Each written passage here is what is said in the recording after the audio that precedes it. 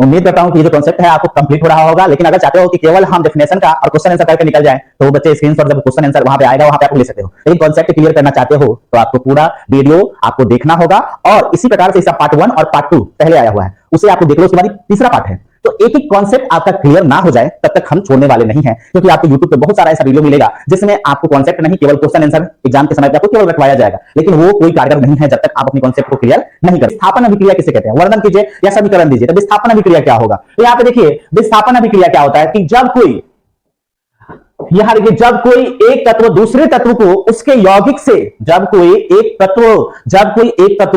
एक लड़का किसी एक लड़की को उसके हस्बैंड से दूर कर दे, तो ये तो विस्थापित कर दे रहा है, उसका हस्बैंड को टाटा बाय बाय कर देता है।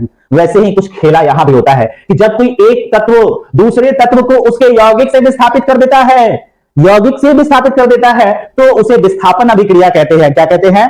तो विस्थापन अभिक्रिया कहते हैं। जैसे में यहां देखिए, लोहा, भाई साहब, Fe लोहा आया और इसके घर को तोड़ने का काम करेगा, यानी कि कॉपर सल्फेट CuSO4 को तोड़ देगा, यानी कि यहां से वो किसको लेके भागेगा? तो SO4 को। तो यहां पे देखिए Fe plus CuSO4 mark up arrow, जहां पे देखिए अब Fe क्या किया?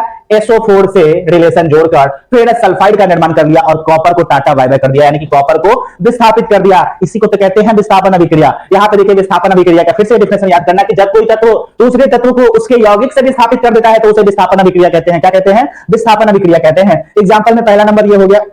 दूसरा नंबर हमने एग्जांपल लिखा है कि जिंक, Zn, जिंक अब विस्थापित करेगा। अभी तो यहां पे ये लोहा खेला कर रहा था, जिंक करेगा। जिंक क्या कर रहा है? कॉपर सल्फेट के विलयन से, यानी कि CuSO4 के विलयन से फिर से कॉपर को टाटा बाय बाय कर दे रहा है और यहां पे जिंक सल्फेट का निर्माण कर रहा है। ZnSO4 और कॉपर को देखिए साइड कर दिया, यानी कि विस्थापित कर दिया।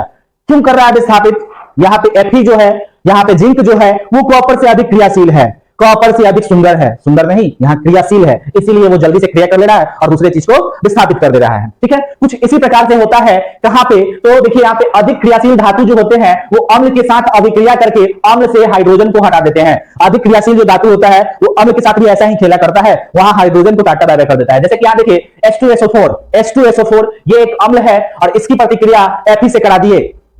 Fe से कराने के बाद क्या हुआ कि Fe ने SO4 के साथ क्रिया कर लिया और बना लिया FeSO4 और हाइड्रोजन को विस्थापित कर दिया।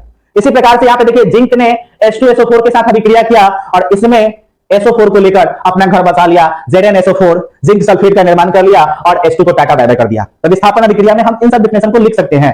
अब देखिए यहां पे Fe जो है हाइड्रोक्लोरिक अम्ल में HCl में हाइड्रोजन को विस्थापित कर देगा और खुद आकर क्या बना लेगा? तो FeCl2 और हाइड्रोजन को टाटा बाय बाय कर दिया। तो ये विस्थापित कर रहा है, इसलिए विस्थापन अभिक्रिया का एग्जांपल हो जाएगा।